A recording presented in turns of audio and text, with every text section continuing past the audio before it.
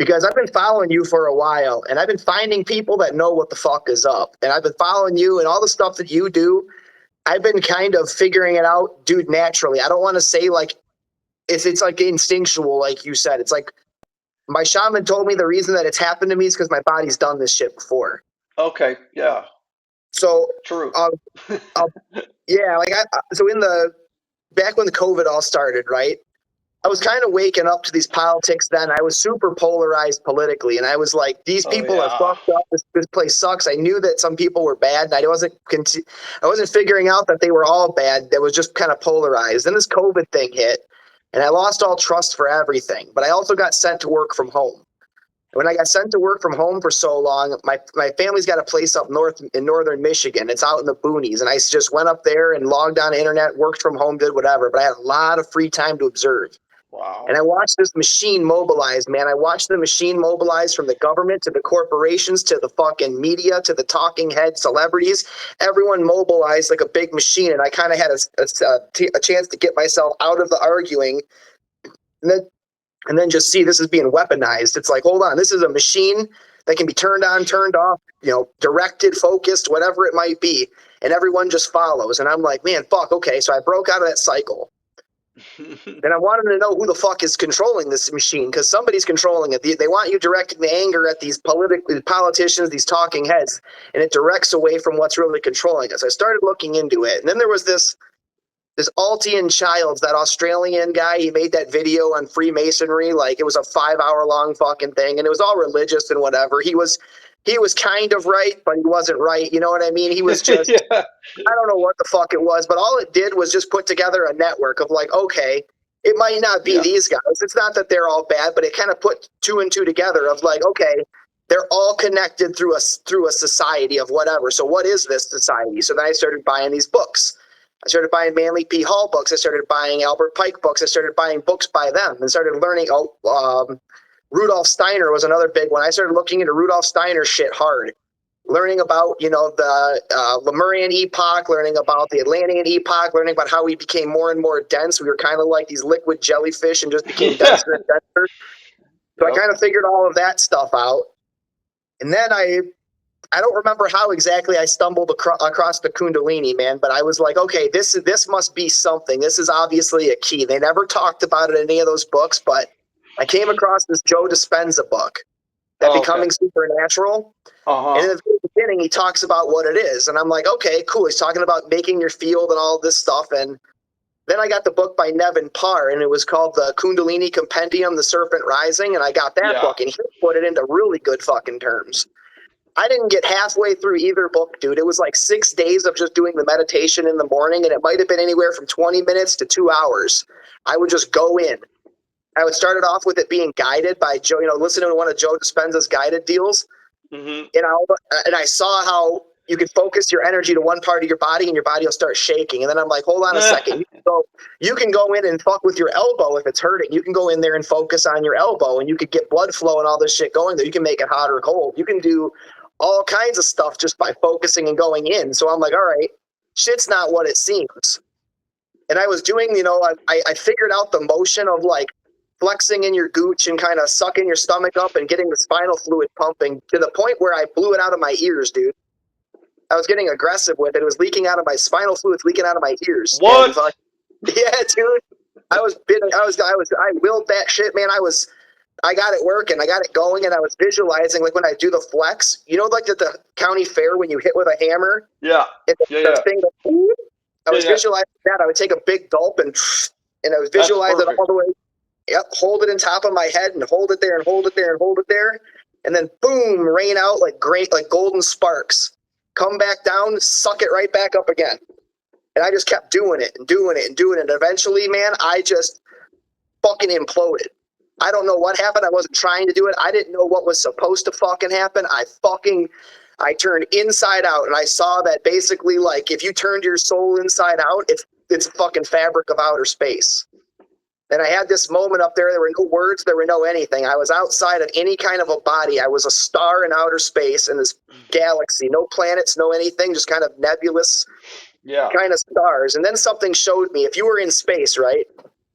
and you could see the wall of outer space is just a bunch of nodes all interconnected, and each node is a human soul. I didn't know who they were, but I knew they were all individual humans. And I saw the wall, something made the wall go like this. Like taking a bed sheet and fucking going and let me see that it's fabric and we're all the fabric. And then I had this feeling of oneness, and I was like, okay, shit, dude. I'm like, now I see how this all fucking works. And all these Bible things that Jesus was saying started coming through, and it's like, you don't mistreat your brother. You treat your brother like yourself. The first of us is the last of us, and all of this, it all was just rushing in and making all this sense to me. And I'm like, whoa, what's happening right now? Like, now I get it. Like, if you mistreat somebody, it goes all the way around the field, poisons the whole fucking thing right back to you, and vice versa, a good thing. So it's like, it's not, all of these like moral laws all went out the window at that point, because it's like, okay, it's not in my interest to, it's not in anybody, including my own interest, to mistreat or fuck with anybody. So I also was asked at that point, I heard a voice, and this voice, I don't know, it was a man's voice, and it just asked me, what is it that you seek? And my higher self answered it. I didn't even know what my higher self was at the time. All it said was to be. That's it. It answered just to be, and then that was what happened. Do you remember? That's insane, bro. I just want to say real quick, this is the best little synopsis I've ever heard for an awakening process. You had to have done this before, because the calling is so much more deep and we're just so much more hungry for it. And then we seem to have an easier time finding the stepping stones that lead us to where you were just talking about. And my body did it itself, dude. I when it started happening, I was just sitting with my hands open, and I was reading in the book what a mudra was, but I wasn't doing any mudras. I didn't know what each one would do or any of that, right? I had no conception of it. Fucking, what's up? Oh, cool. Hold on one second. So, dude, when this was happening to me, my hands started contorting and making mudras on their own. I didn't know what was happening. The moment that it started, like the moment right before it happened, my hands just started going in the right position, and then boom. And there was another point within that kind of awakening thing where I saw myself in a chamber, right? All black chamber. I was outside of myself, looking at myself in a chamber. Kind of looked like I was in an electric chair, a glass dome above my head. And I was just blasting fucking white light out of my head into this dome, and just this dome was started just cracking. And before I flew all the way through it, I fucking woke up. My son came here and just shook me and woke me up. He's like, Daddy, what is going on? Wait, were you sitting up in a lotus position or laying down? Or yep, what? Lotus position. Yep, oh, wow, that's awesome, dude. Not a lot of people are able to have those transcendental OBEs sitting up like that. How long did you have to meditate like that to shut your physical body off and your mind and all that? Sitting up. For that time? Yeah. So that time it happened weird. Hey, buddy, go in the house. We're talking, honey. Go in there. What? So it happened. Well, that time I did it in the morning, and then I did it again in the afternoon. So I did two sessions, probably about a piece. Yeah. So I didn't know going in the afternoon. So this is when it was all blissful and good. Okay. Okay. And keep in mind that I was a Catholic when this happened, right? I was dude. So yeah. So I didn't understand what was happening, right? And fucking after that, I was like, okay, so my second session in the afternoon, this is when it went bad. Everything in the morning was golden, dude. Fucking beautiful, blissful. I got an experience on the other side. And I'm going to ask you about what I saw there in a second. But the other thing I saw was, I was like, okay, I'm going to try to do the astral projection thing. My body knew how to do it, dude. I don't know what. All I knew was I had to focus on what area of the world and what time I wanted to see at and all of this stuff. And all of a sudden, I just started zooming in on things, dude. I would get like a view of the desert. I'd get a view of a little lake. I'd get a view of people on the little lake. And all of us, but what was weird was I wasn't myself there. I wasn't an orb of myself viewing as a third person. I overlaid with another piece of consciousness, another human that was there. It was fucking weird, dude. And my shaman told me that was bad. She was like, when I told her, she's like, why did you do that? And I'm like, I don't know. It was just what happened. I traded eyes with someone. The long story short, I wanted to see Jesus, dude. And then I traded eyes with someone that was standing there watching him getting tortured and laughing. And I laughed through that person laughed, and I sat there and laughed. And then I freaked the fuck out. I was like, oh, this is evil. What the fuck? What the fuck? Sent me into this dark night for about a fucking year, dude. Oh, wow. Did you It just all run? Did you stop doing it altogether? The all practices? together. Just I was like, I don't know what happened. I don't belong doing this. I'm like, this is some real shit right here. I said, I have no business with this. So I got scared. But throughout all this time of being scared, I kept having these dreams, dude. And like the very first thing that I started having dreams about, have you ever seen the movie Triple X Yeah, with Vin, long time Vin ago. Diesel? So like when the CIA or the government or whatever captures him, they put him in that little coffee shop. And he doesn't know. He just wakes up and he's like in this coffee shop. He's like, what the fuck? And it gets robbed and they wanted to test him. He doesn't know he's just in a simulation. And all of a sudden the lights come on and they're like, hey, you passed, right? You fucked the Oh guy up yeah, with the yeah, coffee yeah, cup.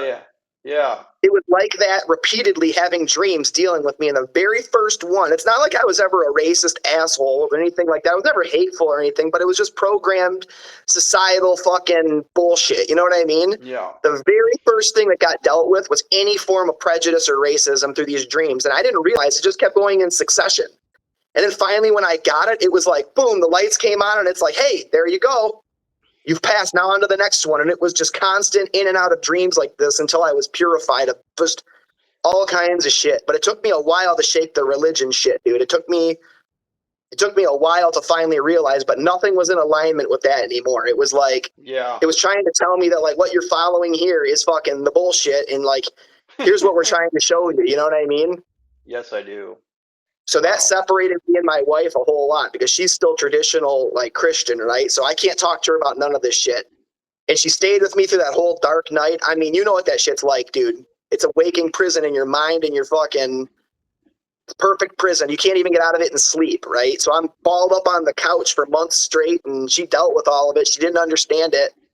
So Wow. graciously, yeah. So she gets weird whenever I start playing with it or doing anything, talking about it. She gets real weird because she's scared that'll happen again. And I'm like, no, I'm like, listen, that was the old me dying is what that was. That was a painful fucking holding on of that old ego and that old me, and I cringe at it. And the Yeah. person that triggered me the hardest was my dad because we're exactly alike. So I'm always like coming at my dad for shit, and then like it drew a wedge between a lot of us, dude. Because I realize what he's doing wrong, and I'm like, you got to stop this shit, dude. So yeah, this kind of drove a wedge. It's all settled down and it's all right now, but that's been Good. kind of like the last year and a half. And I also had an experience too. When I finally submitted, man, I was suffering like fucking hard. Right after that, man, I was suffering really, really hard. I thought I was possessed by the devil or something, dude, and fucking fighting like nonstop all fucking day. And then finally, I'm like, I'm going through this for a reason, and I don't understand why, but I trust that you know better. You're infinitely smart, and I trust you know better. So whenever I know I'll be good one day, I'm like, whenever you think I'm good, I'll just trust that that'll be good. It wasn't 5 minutes later, I got struck to the floor. Dude. My heart chakra blew open. I fell to the floor and started crying. I was just like, thank you, thank you, thank you, because I submitted, dude. I trusted and I submitted. And Yeah. then Ego after death. that, yeah, I guess that's what it was. And after that, dude, I I had like this moment where I was like, I feel real blessed about stuff. Like I could go to the grocery store and buy food and like for my kids and like don't have to really think about it. I can get him whatever he wants. And I'm like, I'm not rich, but I do okay. And I'm like, I'd like to do something, you know, my job's for a corporation making diesel engines and shit. Like it's cool, but it's not anything fulfilling, spiritual, anything like that. It's just money. I told Mm-hmm. God, I was just talking, and I reached out. I just said, hey, you know what? I'm like, I'd like to do something with a purpose. I'd like to do something to feel good about. I don't even care if it makes me any money, you know, whatever it is. If it's weaving baskets, if it's fucking whatever, I don't care what it is. Just let me know, and I'll do it. 8 o'clock that night, I submitted again, right? 8 o'clock that night, dude, I got struck. Like I got a pneuma, dude. I got fucking struck. And something in some voice, same kind of voice, told me, Matthew, start writing. And I was like, all right, cool. So I grabbed this notebook and these thoughts are flowing through my head like a straight stream, dude, just in and out. And if I'm not writing them down, they're gone. And it was coming through for a business idea. I have a notebook full of fucking logos, full of full of all kinds of natural products. Like every product's basically edible, from skincare to tooth powder to all kinds of shit to detoxify your body of all the poisons, fluorides, fucking parabens, all that shit, dude. So I was like, wow, I didn't know I could do this. Dude, I found jars, priced out jars. They even ended up being brown jars. The first ones I ordered everything, priced everything, figured out my margins, figured out if it's going to be successful, figured out shipping, packaging, made a website, all this within a month. Wow. But this whole book was filled out. A book just like this was filled out within 8 o'clock to 2 a.m. And I just kept saying, like, whoa, okay, thank you. Like, this is how this works. Like, whoa, I guess channeling something, dude. I assumed it was the Holy Spirit. That's what I was asking for with the Holy Spirit, right? What I was asking for. Spirit of God. That night, when I finally went to bed, man, so imagine you just filled this book out and ordered a bunch of shit on Amazon, and you're Amazon all over the internet, and you're waiting for stuff to show up now, right? So you're like, okay, cool. What just happened to me? I'm laying in bed, my wife and kid are in bed, and I'm laying there, and I'm like, wired. Then the same voice comes to me, and it says, Matthew, pray. And I'm like, okay. It wasn't 5 seconds. I started saying the Lord's Prayer, dude. 5 seconds into it, I got yanked out of my body right up to the same astral place again where it was outer space, right up into those nebulas again, out of my body. But I was aware of my body this time. My body was ice fucking cold, dude, blowing out like Arctic air, like fucking, like you took like 20 pieces of dentine ice and drank fucking menthol, dude. Like just ice cold body down there. And I'm up here talking to this being, and he told me 2 things. And I was worried. My lower self was down here telling him, like, don't ask him that. You're going to offend him. You know what I mean? But my higher self just knew what to ask. And it asked him, the first thing said, basically, are you the creator of all, was what I was trying to get at. I said, do you own all of this? Is there a universe? Is this your universe? And is there one beyond you? Like, and what he told me was I created infinites, and what could be beyond infinites? And I was like, okay. So the second thing that I asked was, I wanted to figure out, because everyone says like this pencil's God and this is God, right? And everything is. So I asked him like in a direct way. I was like, are you everything? Or is like, are we? And he's like, no, creator and creation are 2 separate. We're separate. And then I got scared. I was like, wait a second, my body's ice cold. What the fuck is happening to me? Who are you? Who am I talking to? And then I got put back in my body. Nice. So yeah, but I didn't know, dude. It was like so much energy. Like it felt, I got definitely yanked out of my body. When people describe a UFO abduction, I could totally understand how they would misconstrue that, because you are getting yanked out. Like, yeah. and there's some occasions that they meld together. You'll have an astral projection, and then there will be anti-gravitic vehicles that can appear, and that will tractor beam onto your lower chakras and take you. There's been UFOs multiple times in these out of body states. I think they're literally phasing, dude, into different dimensions, like a frequency dial. They can just change the electrical field and the frequency of their entire vehicle and phase in and out of places. But yeah, a lot of this is weird. You're talking about gray zones here, especially with the 4th dimension, because it's like a tesseract. There's cubes within cubes within cubes within. They literally enfold in on themselves into multiple simulations. So it's difficult to decipher all of this stuff. But go off what you feel, like the inner, like what you're feeling. But it's hard because you have to kind of do a balanced, intuitive feeling, not just like, oh, is this bad? Is this evil? And then trick yourself into thinking that. You know what I mean? yeah, But that fucking ice cold thing, that's interesting. I don't know the symbolism behind that. I don't know either. I've looked it up online for absolute ever, trying to find someone that had the same experience. I found one guy at Reddit talking about it, and he had the exact same thing happen. He says same thing, ice cold air coming out of his mouth. It gets pulled up to space. I never figured out who the being was. Open so space? I did start. It looked like outer space, yeah. Okay. I got pulled up to the same spot again. So I guess what I wanted to ask was this. And I asked my buddy who was Jewish about this, and he freaked the fuck out. I mean, he absolutely lost his fucking shit at me. So I asked him, I said, up there where I saw this, right? I saw this grid where we all are, right? Where we're a star node, right? Yeah. Yep. I asked him, I said, is that the matrix they talk about? I said, is that the prison that we're projecting from, or is that home? I'm like, I felt oneness and I felt peace there. And I said, is that home? And he goes, you're questioning God. You are not supposed to ask those questions. If you want to ask those questions, you go be a rabbi and you study for 10 years. It's not for you to fucking know. Cult-like behavior.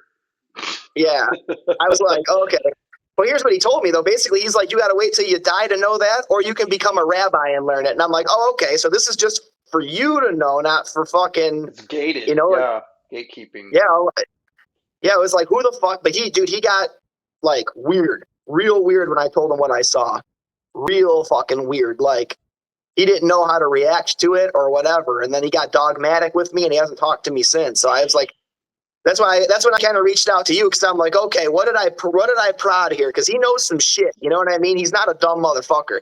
He knows some shit. If he does, that's kind of nefarious. If he knows it and then he decides not to talk to you about it, I mean, Yeah, I don't he know. shut It's right kind of down. weird. I got too far into the conversation with him, and I prodded something. Anything that's compartmentalized like that is just an instant red flag. Like, why are there forces at work here that are hoarding information to hoard wealth? Like, what, to siphon energy? Like, why are you trying to hide that? But hey, that lines up with my multiple experiences I've had. From my understanding, we are projecting into this hologram from the sun with a higher self, and all the stars are interconnected with plasma filaments. So a lot of this has to do with light refraction too.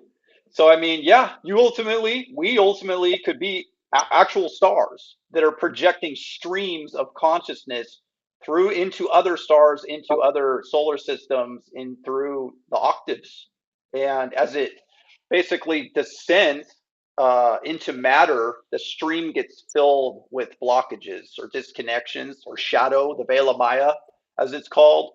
And this literally is what creates the amnesic barrier. So and it basically anchors in this light stream into the coherent plasma body and the DNA structure. And you literally inflate a human